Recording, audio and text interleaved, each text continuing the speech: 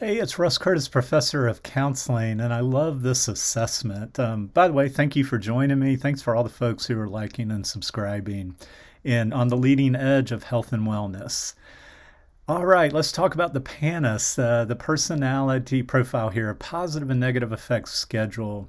This is important to understand for yourself or for your clients for a couple reasons. One of this is just kind of understanding your kind of natural tendencies and then how do I best manage those natural tendencies? Because it's suspected that we're born with a certain level of positive emotions, much like we're born, with a certain level of intelligence. And yet there's so much we can do with that, particularly if we understand ourselves.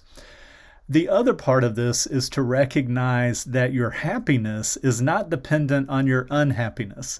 And what I mean by that is you could be somebody who experiences a lot of unhappiness, and that doesn't mean that you won't also experience a lot of happiness. Okay, they are in different parts of the brain, happiness and unhappiness.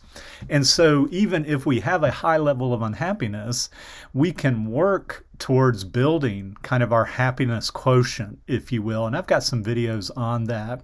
But let's look at the four profiles that will come up after you take this test. And there'll be a link in the comment box where to go.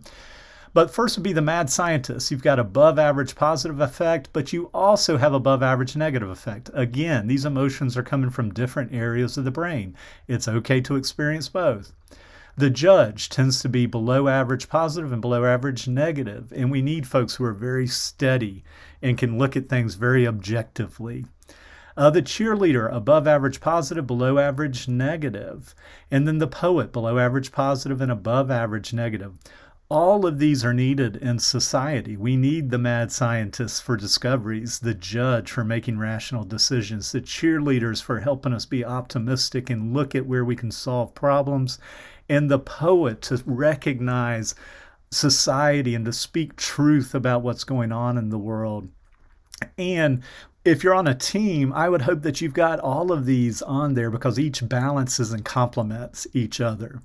So take the test when you get the opportunity and then let me know your comments on this. We'll talk to you on the next video. Take good care.